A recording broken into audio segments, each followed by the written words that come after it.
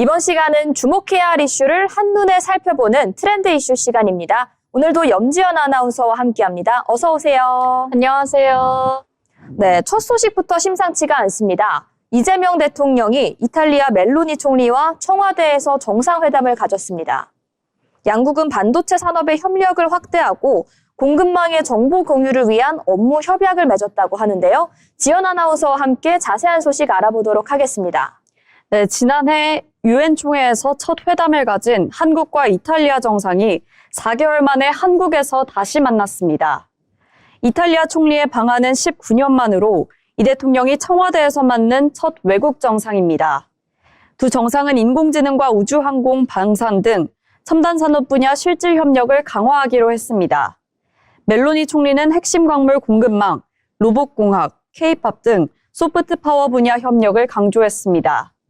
이 대통령은 다음 달 밀라노 코르티나 동계올림픽에서 우리 선수단 안전을 위한 협조를 당부했고, 멜로니 총리는 이 대통령에게 올해 이탈리아 국빈 방문을 요청했습니다.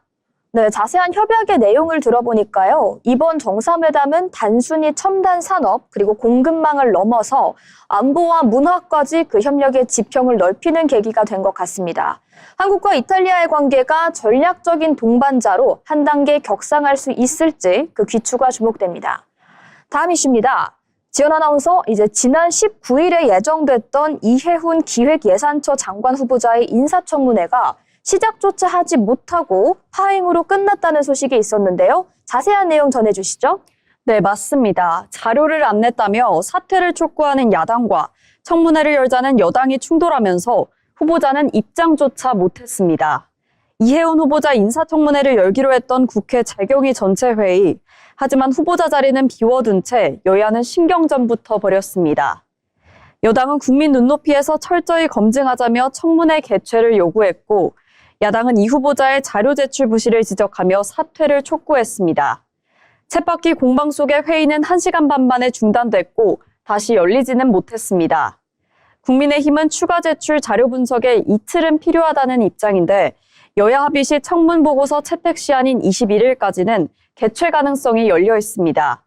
청문 절차가 최종 불발되면 이 후보자 임명 결정은 대통령 몫으로 돌아갑니다. 네, 이 같은 여야의 대치 속에 청문회 일정조차 잡히지 못하면서 인사검증을 둘러싼 이제 정치적 책임에 대한 공론은 어디까지 펼쳐질지 그 귀추에 주목해보면 좋을 것 같습니다. 청문회 재개 여부와 후보자 임명 문제를 둘러싼 결정이 어떤 결론으로 이어질지에도 주목해보면 좋을 것 같은데요. 다음 이슈 역시 관련된 이슈입니다. 이어서 한 차례 부갈됐던 민주당의 1차 1인 1표제가 정청래 대표의 주도로 다시 추진됩니다. 정 대표의 연임용으로 보인다는 친명계의 지적에 이어서 정 대표 측이 강하게 반박하며 이 같은 상황은 감정 싸움으로도 번지고 있는데요. 네, 정청래 대표의 핵심 공약인 당원 1인 1표제. 지난달 정족수 부족으로 관련 당원 개정이 무산됐는데 재추진이 의결됐습니다. 친명계 최고위원들은 정 대표에게 유리한 개정, 이해 충돌이라고 비판했고, 정 대표 측은 선을 넘었다며 맞섰습니다. 해당 행위는 공개 경고가 기름을 부은 겁니다. 박수현 대변인이 해당 행위 발언에 사과했지만 친명계 반발은 수그러들지 않았습니다. 네, 이어 정 대표는 당내 논란에 대한 관계에는 언급을 하지 않고 민주당의 1인 1표는 전체의 이익이다라고 밝혔는데요. 지도부의 균열 속에 다음 달 초 최종 표결을 앞두고 당내에서는 표 대결이 시작되는 기류도 관측되고 있습니다. 네, 1인 1표제를 둘러싼 갈등이 지도부 갈등으로 번지면서 민주당 내부의 긴장감은 더욱 높아지고 있습니다.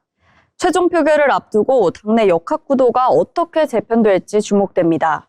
네, 다음 뉴스입니다. 신청 서류 조작, 보험 끼어 팔기, 정책자금 대출을 미끼로 한 이런 불법 영업의 실태가 드디어 드러났습니다. 보도 이후 정부는 11개 기관이 참여하는 범정부 TF팀을 꾸렸는데요. 모든 수단을 동원해 불법 브로커를 잡겠다면서 강한 의지를 드러냈습니다. 맞습니다. 소상공인과 중소기업의 사업자금을 저금리로 빌려주는 정책자금 대출은 올해 정부의 직접 대출 예산만 7조 원에 이르는 대형 정책입니다. 보증까지 합치면 규모가 20조 원이 넘는데요. 정부는 TF까지 띄웠지만 법도 단속도 허술한 빈틈은 존재했습니다. 대출받도록 컨설팅을 해주고 수억 원을 번다는 이른바 정책지도사를 육성하는 체계가 있을 정도입니다. 네, 정책 자금 컨설팅은 인허가나 등록 없이 신고만 하면 영업이 가능한 자유업종에 해당합니다. 이 같은 강의로 이들이 육성하는 정책 지도사는 공인 자격은 아니라고 할 수 있는데요. 게다가 정책 대출 컨설팅을 대가로 대출금에서 떼어가는 수수료 역시 관련해서 법적 기준이 없는 상황입니다. 네, 이 정책 지도사, 공인 자격처럼 들리지만 강사 측이 임의로 만들었습니다. 수수료율은 12%만 안 넘으면 괜찮다며 이런 근거를 댑니다. 법원이 확정 판결 채무에 적용되는 지연 이자율을 말하는 거로 보이는데 이게 왜 기준이 되는지는 더 설명하진 않았습니다. 네, 제도적 관리 밖에서 정책자금 대출을 둘러싼 불법 그리고 편법 영업이 확대가 되는 상황에서 소상공인의 피해는 오롯이 개인에게 돌아가고 있습니다. 취약계층을 위한 정책자금이 진정으로 필요한 곳에 쓰일 수 있도록 보다 촘촘한 제도 보완 그리고 실효성 있는 대책이 촉구됩니다. 요즘 그리고 지역사회 곳곳에 공공도서관이 늘어나고 있습니다. 이와 반대로 시각장애인들이 이용하는 점자도서관은 점점 그 수가 줄어들고 있는 추세인데요. 자금난을 겪고 있다고 합니다. 자세한 사항도 지연 아나운서와 함께 살펴보도록 할 텐데요. 네, 서울 서대문구 유일한 시각장애인 전용 도서관은 시각장애인들의 정보 접근권을 충족시켜줬던 서울 점자도서관이 있던 자리입니다. 30여 년간 운영된 이곳도 결국 재전당 끝에 23년 12월 31일부로 폐관했습니다. 각 지자체는 이용객 감소를 이유로 지원금을 줄이고 있습니다. 2020년 8억 원대였던 서울시의 장애인 도서관 보조금은 지난해 5억 원대로 내려앉았습니다. 줄어드는 지원에 시설은 더 열악해지고 이용객 감소세는 가팔라지는 악순환입니다. 이곳을 통해 제공되는 점자교육, 영상 해설 혜택도 차츰 중단되고 있습니다. 최근 8년 사이 전국의 장애인 도서관 30%가 자취를 감췄습니다. 반면 비장애인용 공공도서관은 같은 기간 20% 넘게 늘었습니다.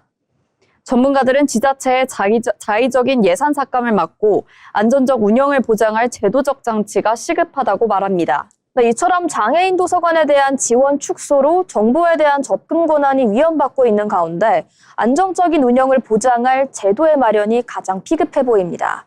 다음 뉴스입니다. 공공기관들은 비품을 살 때 일부 반드시 창업기업 제품을 사도록 규정이 되어 있는데요. 창업을 돕겠다는 국가의 취지입니다.